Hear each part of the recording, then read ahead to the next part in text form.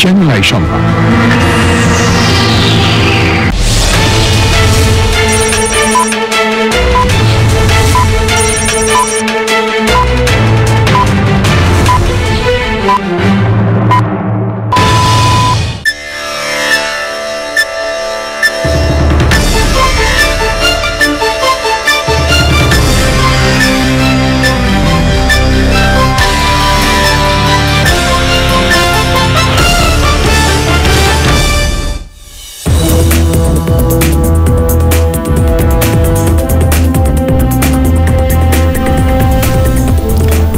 আসসালামু আলাইকুম প্রিয় দর্শক, চ্যানেল আই সংবাদে আপনাদের সঙ্গে আছি আমি সামির হোসেন। বিস্তারিত সংবাদের শুরুতে জানিয়ে দিচ্ছি ফ্রেশ বিস্কুট সংবাদ শিরোনামগুলো। করোনায় অসচেতন হয়ে অনেকের ক্ষতি না করতে প্রধানমন্ত্রীর আহ্বান, ক্ষতিগ্রস্ত 36.5 লাখ পরিবারকে অর্থ সহায়তা উদ্বোধন।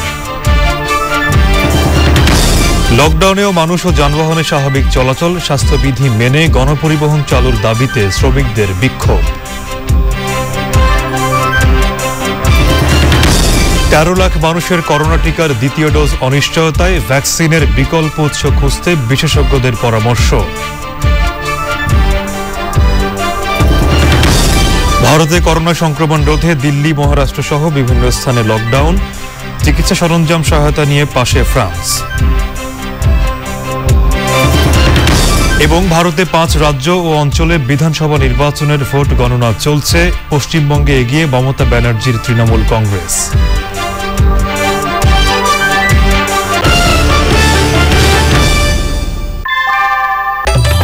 ঘরের চালের স্থায়ী সমাধান আনোয়ার সিমেন্ট শীট, সব সিজনেই ফিট। সংবাদ শিরোনামগুলো জানাচ্ছিলাম। এখনকার এই সংবাদ আয়োজন একই সঙ্গে চ্যানেল আই অনলাইনের লাইভ টিভি এবং ভেরিফাইড ফেসবুক পেজে সরাসরি প্রচার করা হচ্ছে। বিরোধী দল দাবি করা রাজনৈতিক দলগুলো করোনার দুর্যোগে কোথায়, এমন প্রশ্ন করে প্রধানমন্ত্রী শেখ হাসিনা বলেছেন, শক্তিশালী বিরোধী দল হতে হলে আগে মানুষের পাশে দাঁড়াতে হবে। করোনার সময় ক্ষতিগ্রস্ত 36.5 লাখ দরিদ্র পরিবারকে মোবাইলে আর্থিক অনুদান প্রদান অনুষ্ঠানের উদ্বোধনীতে প্রধানমন্ত্রী বলেন, করোনায় একজনের অসচেতনতার জন্য যাতে অনেকে ক্ষতিগ্রস্ত না হয় সেদিকে খেয়াল রাখতে হবে। নীলাদ্রি শেখরের রিপোর্ট। করোনার দ্বিতীয় ঢেউ সামাল দিতে চলছে লকডাউন, ফলে কর্মহীন হয়ে পড়েছেন অনেকে। অসহায় অবস্থায় আছে প্রান্তিক দরিদ্র জনগোষ্ঠী। করোনার অভিঘাতে এমন 36.5 লাখ দুস্থ ও অসহায় পরিবারকে দ্বিতীয়বারের মতো 2,500 টাকা করে আর্থিক সহায়তা দেবে সরকার। গণভবন থেকে আর্থিক অনুদান প্রদান কার্যক্রম উদ্বোধন করেন প্রধানমন্ত্রী শেখ হাসিনা। প্রধানমন্ত্রীর এক ক্লিকে 22,895 জনের মোবাইলে পৌঁছে গেছে টাকা। যারা নিজেদেরকে বিরোধী দল বা প্রতিদিন সরকার উৎখাতের জন্য বক্তৃতা, বিবৃতি, আন্দোলনের নামে পোড়াও জ্বালাও করে যাচ্ছে, দুর্যোগে মানুষের পাশে কোথায় তারা? কয়টা দুর্গত মানুষের মুখে তারা খাবার তুলে দিয়েছে? কয়টা মানুষের পাশে তারা দাঁড়িয়েছে?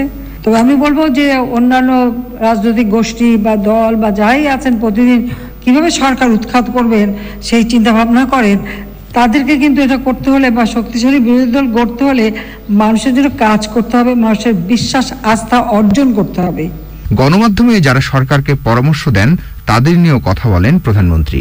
গরিবকে কি দিতে হবে, মানুষের জন্য কি করতে হবে, করোনা ভাইরাসের টিকা কিনতে হবে কিনা, বা মানুষকে টিকা দিতে হবে, বা মানুষকে কিভাবে স্বাস্থ্য সুরক্ষা দিতে হবে, বাজেটে কোন কোন খাতের উপরে আমরা বেশি গুরুত্ব দেব, এগুলি যখন আমাদের করা শেষ হয়ে যায় তখন তাদের বুদ্ধির দুয়ারটা খোলে এবং তা আমাদের যে কাজগুলি সেগুলি আবার তারা আমাদেরকে পরামর্শ দেন। তো ঠিক আছে, তারা বুদ্ধিজীবী, তারা তো বুদ্ধি বেঁচেই জীবন যাপন করবেন, কাজে সেই জন্য তাদের পরামর্শের জন্য আন্তরিক ধন্যবাদ। করোনা সংক্রমণ এড়াতে স্বাস্থ্য সুরক্ষা বিধি যথাযথভাবে মেনে চলতে বলেন সরকার প্রধান। নিজেকে সুরক্ষিত রাখতে হবে, অন্যকেও সুরক্ষিত করতে হবে। আমরা টিকা দিচ্ছি এবং টিকা আরও নিয়ে আসছি, যত টাকা লাগে আরও টিকা নিয়ে আসবো, কিন্তু আপনাদের সবাইকে স্বাস্থ্য সুরক্ষার যে সমস্ত নির্দেশনাগুলি আমরা দিচ্ছি সেটা কিন্তু আপনারা একটু দয়া করে মেনে চলবেন। আমি জানি রোজার সময়, সামনে ঈদ, যে ঈদের আনন্দ সবাই হবে, কিন্তু এই যে ঘরে ঘরে মানুষ যে মারা গেছে তাদের কথা একটু চিন্তা করবেন। কাজে নিজের জীবনটা যেন নষ্ট না হয় বা তার পরিবার বা বন্ধুবান্ধব জীবনটা নষ্ট হয়, সেদিকে সবাই মিলে একটু দৃষ্টি দেবেন। আগামী 3 দিনের মধ্যে এই টাকা পৌঁছে যাবে প্রত্যেকের মোবাইলে। কোন কোন এলাকা? Niladri Shekhar, channel I, Dhaka. লকডাউনেও প্রতিদিনই রাস্তায় মানুষ ও যানবাহন চলাচল বাড়ছে। ঈদ যত ঘনিয়ে আসছে, শপিং মল ও মার্কেটে ভিড়ও বেশি হচ্ছে। স্বাস্থ্যবিধি মানার প্রবণতা নেই বললেই চলে। রাজধানীতে লকডাউনের এই মুহূর্তের খবর জানতে সামিয়া রহমান প্রিমার কাছে যাব। তিনি বসুন্ধরা সিটি শপিং মলে আছেন। প্রিমা, আপনি যেখানে আছেন সেখানে লকডাউনের চিত্র কেমন দেখছেন? মানুষ স্বাস্থ্যবিধি মানছে কিনা? আমরা ঈদ কেনাকাটাকে ঘিরে বিভিন্ন জায়গার যে অবস্থা দেখা যাচ্ছে এবং সেটা নিউ মার্কেট, গাউসিয়া, সেখানকার পরিস্থিতি থেকে এই যে শপিং মলগুলো রয়েছে বিপণী বিতান রাজধানীতে, সেগুলো পরিস্থিতি একটু ভিন্ন। তুলনামূলক তারা স্বাস্থ্যবিধি মানছে সেটা আমরা দেখতে পাচ্ছি এবং আমরা দেখতে পেয়েছি যেখানে মূল ফটক থেকে ভিতরে ঢোকার ক্ষেত্রে জীবাণুনাশক একটি টানেল রয়েছে, সেটি কতটুকু কাজে আসছে সেটি জানি না, তবে তাপমাত্রা পরিমাপের একটি যন্ত্র রয়েছে এবং তারা সেভাবে আসলে মানুষকে নিয়ন্ত্রণ করে ঢোকার চেষ্টা করছেন। তবে নিরাপত্তা রক্ষীদের কাছ থেকে আমরা যে বিষয়টি জানতে চেয়েছি যে তাপমাত্রা পরিমাপের ক্ষেত্রে কারো ক্ষেত্রে খুব বেশি তাপমাত্রা হলে এখন পর্যন্ত কাউকে ফেরানো হয়েছে কিনা, তারা বলেছেন যে এ পর্যন্ত তারা কাউকে এখন পর্যন্ত ফেরাননি। অর্থাৎ এই যে আপনাকে যে শপিং মলের চিত্রটা আমি আপনাকে দেখাই, যেখানে তুলনামূলক ভিড় কম দেখতে পাচ্ছি আমরা অন্যান্য জায়গার চাইতে, এবং এর কারণ হচ্ছে যে আসলে এই জায়গাগুলো খুব প্রশস্ত, এই শপিং মলগুলো। এবং আমরা কিছুক্ষণ আগে গুলশানের কয়েকটি শপিং মলও আমরা দেখেছি, সেখানেও কিন্তু অনেক প্রশস্ত হওয়ার কারণে এইসব এলাকাগুলোতে ভিড় কম। আর বিক্রেতারা বলছেন যে আসলে অনেক ক্রেতাই এখন অনলাইন কেনাকাটায় ব্যস্ত হয়ে যাওয়ায় যে তারা আসলে এইসব এলাকাগুলোকে ঘিরে যেই শপিং মলগুলো রয়েছে সেখানে তাদের কেনা বেচা কম হচ্ছে, অর্থাৎ তারা প্রত্যাশিত ক্রেতা পাচ্ছেন না, এমনটা অভিযোগ তাদের রয়েছে। আর স্বাস্থ্যবিধির ক্ষেত্রে একটি বিষয় জানাই যে নিরাপত্তা রক্ষীরা একটি বিষয় খেয়াল রাখছেন এখানে, যে কারো মুখে যখন মাস্কটি থাকছে না, নামিয়ে রাখা হচ্ছে, তখন তাকে অনুরোধ করা হচ্ছে সেই মাস্কটি পরিধান করার জন্য। এই বিষয়টা আমরা দেখতে পেয়েছি। তবে আরেকটি বিষয় জানাই যে বিভিন্ন যে দোকানগুলো রয়েছে সেখানে যখন ক্রেতার সংখ্যা বেড়ে যায়, সেই ক্রেতা দোকানের পরিমাপ অনুযায়ী সেই ক্রেতার সংখ্যা কমানোর ক্ষেত্রে বিক্রেতাদের কোনো ধরনের উদ্যোগ আমরা দেখতে পাইনি। আর সামির, আরেকটি বিষয় জানিয়ে আপনাকে শেষ করতে চাই যে আপনি জানেন যে দোকান মালিক ব্যবসায়ী সমিতি তাদের আবেদনে, তাদের দাবির প্রেক্ষিতে কিন্তু শপিং মলগুলো খোলা রয়েছে। আমরা জানতে পেরেছি তারা বলছেন যে শপিং মলগুলোতে যখন ক্রেতার সংখ্যা বেড়ে যাচ্ছে, তারা বলছেন যে শপিং কেনাকাটার যে সময়টি 8টা পর্যন্ত নির্ধারণ করা হয়েছে, রাত 8টা পর্যন্ত, সেই সময়টি যদি বাড়ানো হয় রাত 11টা বা 12টা পর্যন্ত তাদের দাবি রয়েছে। তারা বলছেন যে সময়টি বাড়ানো হলে হচ্ছে গিয়ে স্বাস্থ্যবিধি অনেকটা মেনে চলা সম্ভব হবে, এটি তাদের পক্ষ থেকে বলা হয়েছে। তবে এটি কতটুকু নিশ্চিত করা যাবে সে বিষয়টা এখনো বোঝা যাচ্ছে না। প্রেমা, আপনাকে ধন্যবাদ। দর্শক, রাজধানীর বসুন্ধরা সিটি শপিং মল থেকে আমাদের সঙ্গে যোগ দিয়েছিলেন সহকর্মী সামিয়া রহমান প্রিমা। সারা দেশে চলমান সর্বাত্মক লকডাউনের মধ্যে গণপরিবহন চালু করার দাবিতে বিক্ষোভ মিছিল করেছে বাংলাদেশ সড়ক পরিবহন শ্রমিক ফেডারেশন। এর মাঝে স্বাস্থ্যবিধি না মেনে রাস্তাঘাট ও বাজারে ভিড় করছেন সাধারণ মানুষ। যানজটও দেখা যায় রাজধানীতে। মিথিলা নাজরিনের রিপোর্ট। শুধু চলছে না গণপরিবহন, অন্য সব ধরনের পরিবহনে এক জায়গা থেকে অন্য জায়গায় চলাচল করছেন রাজধানীবাসী। ফলে লকডাউনের মধ্যেও রাজধানীতে যানজট। স্বাস্থ্যবিধি মানা বা সামাজিক দূরত্বের চিত্র নেই কোথাও। সাধারণ মানুষ বলছেন জীবিকার তাগিদেই তাদের বাইরে বের হতে হচ্ছে। যেহেতু ব্যাপক হারে পরিবহনটা চলছে না, মানুষের মধ্যে কিছুটা হলো আননেসেসারি যে মুভমেন্টটা এটা কিছুটা হলো কমেছে। লকডাউন কেউ মানেও না তো, লকডাউনের অবস্থা, দেন রাস্তাঘাট যানজট, গাড়ি ঘোড়া মানতাছি না, পেট চলতেছে না, কিন্তু যতটুকু পারতাছি মাইনেই চলার জন্য। সবাই তার বুঝতে পারতেছে না ঝুঁকির মধ্যে আছে। স্বাস্থ্যবিধি মেনে গণপরিবহন ও পণ্য পরিবহন চালুর দাবিতে বিক্ষোভ মিছিল করেছে বাংলাদেশ সড়ক পরিবহন শ্রমিক ফেডারেশন। ঢাকার মতিঝিল, গাবতলী, মহাখালী সহ বিভিন্ন জায়গায় এই কর্মসূচি চলে। আমরা এই বিশ্ব করোনার পরিস্থিতিতে আমরা বেঁচে থাকার তাগিদে স্বাস্থ্যবিধি মেনে সরকারের সকল নিয়ম মেনেই আমরা গাড়ি চালাতে চাই। 80-70 লক্ষ শ্রমিক বেকার, আমরা গরিব মানুষ শ্রমিক, আমরা গাড়ি চালানোর জন্য সরকারের কাছে বিশেষভাবে অনুরোধ করছি স্বাস্থ্যবিধি আমরা মেনে চলবো, নাইলে তারা আইন কানুন ব্যবস্থা নেবে। রাজধানীর বাইরে দেশের বিভিন্ন জেলায়ও একযোগে বিক্ষোভ কর্মসূচি করে শ্রমিকরা। Mithila Nazneen, channel I, Dhaka. Oxford অ্যাস্ট্রাজেনেকার প্রথম ডোজের টিকা পাওয়া প্রায় 13 লাখ মানুষের দ্বিতীয় ডোজ পাওয়া নিয়ে অনিশ্চয়তা রয়েছে। এজন্য ভারত ছাড়াও টিকার বিকল্প উৎসের সন্ধানের পরামর্শ দিয়েছেন বিশেষজ্ঞরা। তারা বলছেন, যুক্তরাষ্ট্রের কাছে মজুদ থাকা অ্যাস্ট্রাজেনেকার উদ্ধৃত টিকা সংগ্রহে সরকার উদ্যোগ নিতে পারে। জান্নাতুল বাকিয়া কেকার রিপোর্ট। ভারতের সিরাম ইনস্টিটিউটে তৈরি অক্সফোর্ড অ্যাস্ট্রাজেনেকার টিকা দিয়ে এবছর ২৭ জানুয়ারি করোনার টিকাদান কর্মসূচি শুরু হয় দেশে। ২৬ এপ্রিল থেকে বন্ধ করার আগে ইতোমধ্যেই প্রথম ডোজের টিকা নিয়েছেন ৫৮,১৯,৬৫৬ জন। ভারতের কাছ থেকে আরও প্রায় ৮০ লাখ ডোজ টিকা বাংলাদেশের পাওনা রয়েছে, যার অর্থ আগেই পরিশোধ করা হয়েছে। সম্প্রতি ভারতে করোনার অতি সংক্রমণের ঊর্ধ্বগতির কারণে সেই টিকা কবে আসবে তা একেবারেই অনিশ্চিত। এ অবস্থায় বিকল্প উৎস থেকে অক্সফোর্ড অ্যাস্ট্রাজেনেকার টিকা সংগ্রহের পরামর্শ দিয়েছেন বিশেষজ্ঞরা।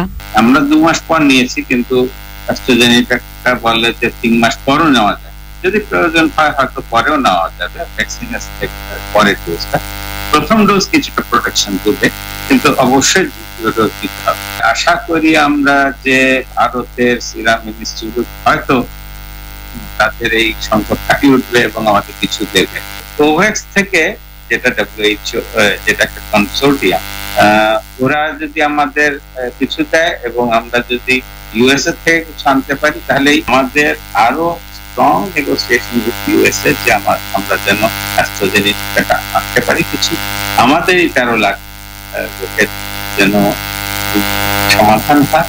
জরুরি ব্যবহারের জন্য রাশিয়ার স্পুটনিক ও চীনের সিনোফার্ম টিকার অনুমোদন দিয়েছে ওষুধ প্রশাসন অধিদপ্তর, কিন্তু অক্সফোর্ডের প্রথম ডোজ টিকা পাওয়া প্রায় 13 লাখ মানুষকে দ্বিতীয় ডোজ হিসেবে অন্য প্রতিষ্ঠানের টিকা দেয়াটা এখন নীতিগত সিদ্ধান্তের বিষয়। এখন পর্যন্ত সিদ্ধান্ত হলো যে অ্যাস্ট্রাজেনেকা যারা ফার্স্ট ডোজটা দিয়েছেন ওনারা অ্যাস্ট্রাজেনেকার মাধ্যমে সেকেন্ড ডোজটা দেবেন। তবে অন্য কোনো ভ্যাকসিন দিয়ে সেকেন্ড ডোজ দেওয়া যাবে কিনা সেই বিষয়টি আমাদের নাইটেক আছে, national immunisation technical advisory group, সেই ওনাদের কাছে এটা প্রেস করা আছে। ওনারা এই একটা মিটিং করে সিদ্ধান্ত দেবেন, এই বিষয়টি ক্লিয়ার করবেন। সংশ্লিষ্টরা বলছেন, অনেক উন্নত দেশ অক্সফোর্ড অ্যাস্ট্রাজেনেকার বিপুল পরিমাণ টিকা মজুদ করে রেখেছে।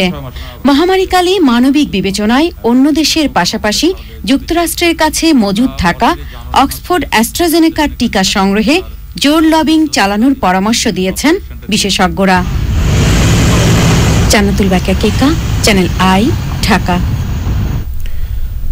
ভারতে একদিনে ৩,৯২,৪৮৮ জন করোনা ভাইরাসে আক্রান্ত হয়েছেন, মারা গেছেন ৩,৬৮৯ জন। করোনা পরিস্থিতি নিয়ন্ত্রণে এরই মধ্যে দিল্লিতে লকডাউন চলছে, মহারাষ্ট্রেও আংশিক লকডাউন চলছে। ওড়িশায় সংক্রমণ বাড়ায় 5 থেকে 19 মে পর্যন্ত লকডাউন ঘোষণা করা হয়েছে। তবে কর্ণাটক ও কেরালায় আক্রান্তের সংখ্যা কিছুটা কমেছে। সহায়তা কর্মসূচির আওতায় ফ্রান্সের পাঠানো চিকিৎসা সরঞ্জামের বিশাল চালান ভারতে পৌঁছেছে।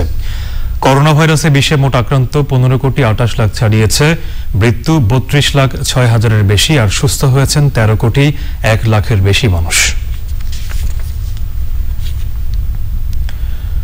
ভারতের বিধানসভা নির্বাচনের ফল গণনা চলছে। চূড়ান্ত ফল ঘোষণা হতে আরও সময় লাগলেও এরই মধ্যে বেশ কিছু রাজ্যের ফল প্রায় নিশ্চিত।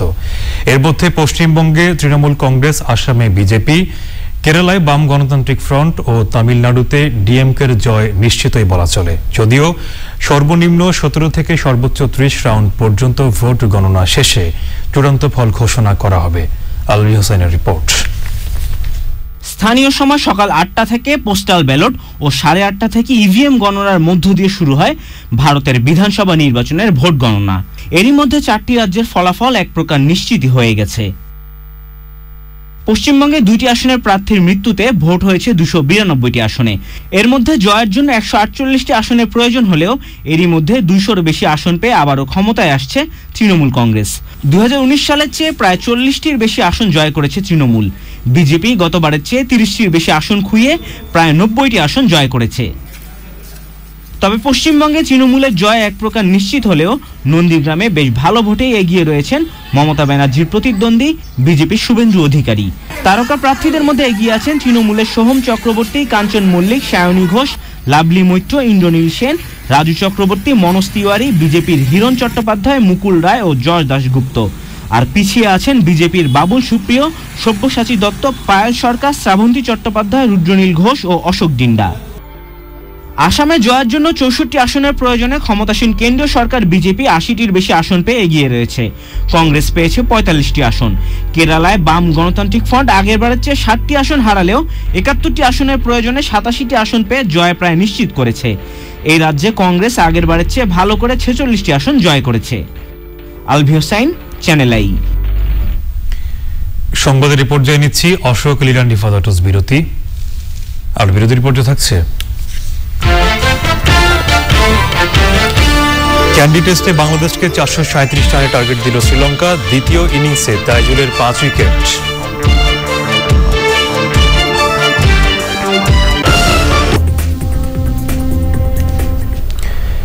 সিলেটে সড়ক দুর্ঘটনায় একই পরিবারের 4 জন সহ 5 জন নিহত হয়েছেন।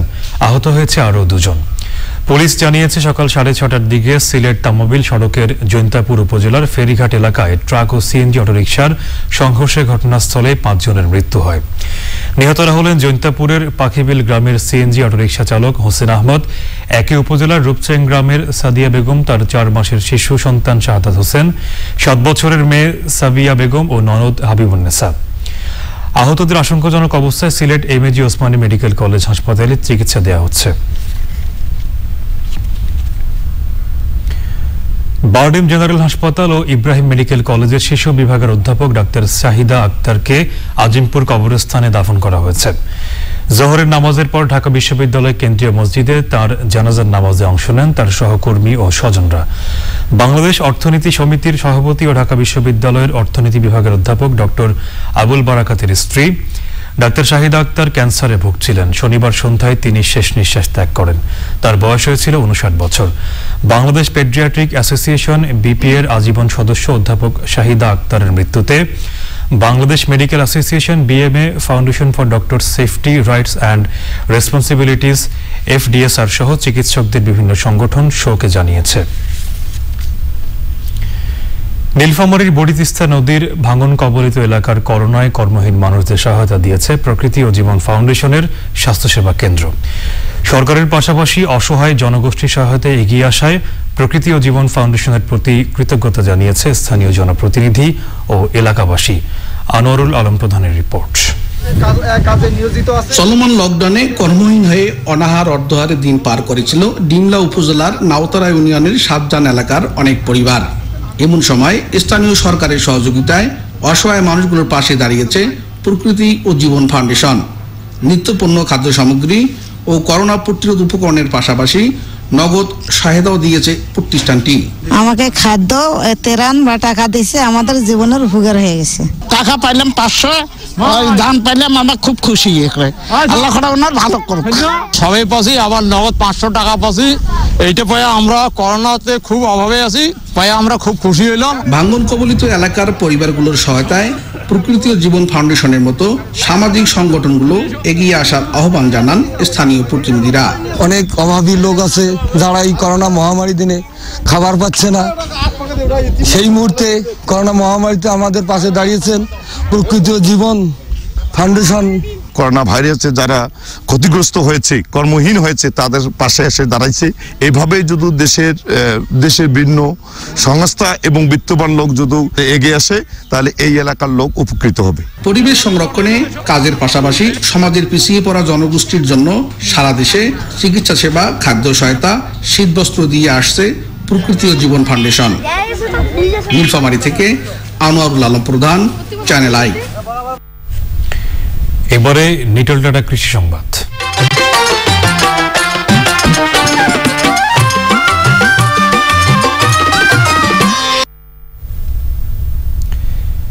দিনাজপুর সহ উত্তরাঞ্চলে এবার বোরো আবাদ বেড়েছে। কয়েকদিন পরেই শুরু হবে ধান কাটা, কিন্তু লকডাউনের কারণে বাইরে থেকে শ্রমিক আসতে পারছে না। কৃষক বলছেন শ্রমিক না পাওয়া গেলে ফলন ঘরে তোলা কঠিন হয়ে পড়বে। দিনাজপুর থেকে শাহ আলম শাহীর রিপোর্ট। বড় ধানের ভালো ফলন আশা করছে দিনাজপুরের কৃষক, কিন্তু শ্রমিক সংকটে সময় মতো ধান ঘরে তোলা নিয়ে সংশয়ে রয়েছেন তারা। বর্তমানে এখন কীটনাশক পাচ্ছি না, জন পাচ্ছি না, আমাদের আবাদ করা এখন খুব সমস্যা। এখন কীটনাশক পাচ্ছি না, সার পাচ্ছি না, অল্প সময়ের ভিতর দোকান বন্ধ, গাড়ি আসতেছে না। ধান ভালো হয়েছে, তো যদি এবার সার ভালো মতো পাই এবং পানির সেচ যদি ভালো পাই তাহলে আমাদের ধান আরো ভালো হবে। এই পাশে কোনো মোটরও নাই, কোনো ডিপটিউবও নাই, মাঠে শ্রমিক পাওয়া যাচ্ছে না, ওই জন্য আমরা আমাদের নিজের ক্ষেত্রে নিজেই পরিষ্কার করতেছি ঘাস আগাছা। চলতি মৌসুমে জেলায় 1,71,400 হেক্টর জমিতে বড় ধান চাষের লক্ষ্যমাত্রা নির্ধারণ করে কৃষি বিভাগ। আবাদ হয়েছে আরো বেশি জমিতে। এবং পোকামাকড় যাতে জমিতে না আসে সে ব্যাপারে বেশ সজাগ, এবং আমাদের এই লকডাউন পরিস্থিতিতে আমাদের উপসহকারী কৃষি কর্মকর্তা বাহিনী মাঠে নিয়মিত এই বিষয়ে কাজ করছে। আমরা আশা করছি আমাদের উৎপাদন আমরা টার্গেট অর্জন করতে পারব। এবার 7,40,000 মেট্রিক টন ধান উৎপাদনের আশা করছে কৃষি বিভাগ। দিগন্ত বিস্তৃত এই ফসলে জানান দিচ্ছে এবার এই অঞ্চলে বোরো চাষাবাদ ভালোই হয়েছে। সংশ্লিষ্ট সহযোগিতা অব্যাহত থাকলে, সার সেচ নিশ্চিত হলে এবং আবহাওয়া অনুকূল থাকলে এবার এই অঞ্চলে এই বোরো ধানের ভালো ফলন হবে, এমনটাই মন্তব্য করছেন সংশ্লিষ্টরা। দিনাজপুর থেকে শাহ আলম শাহী, চ্যানেল আই। এবারে প্রকৃতি সংবাদ।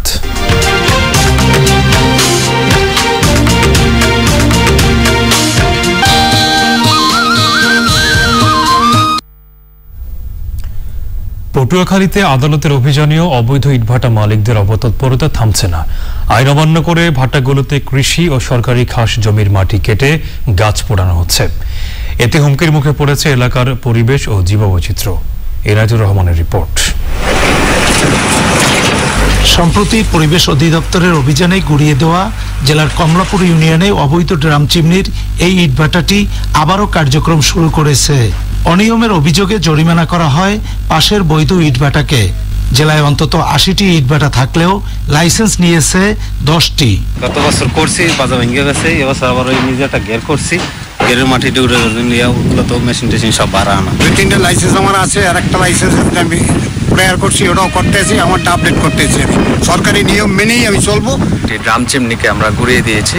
এই ভাটাগুলো সম্পূর্ণ অবৈধ, পরিবেশের জন্য ক্ষতিকর গাছপালা কেটে তার এই ভাটাগুলোতে ইউজ করতেছে। এই ধরনের ভাটা আমরা পুরো জেলা কেন পুরো বাংলাদেশ আমরা চলতে দেব না। এই ভাটার বিরুদ্ধে আমাদের অভিযান চলতেছে এবং এটা অব্যাহত থাকবে। জেলার বিভিন্ন স্থানে গ্রামের ভেতর কৃষি জমিতে গড়ে উঠেছে ইট ভাটা, পোড়ানো হচ্ছে কাঠ।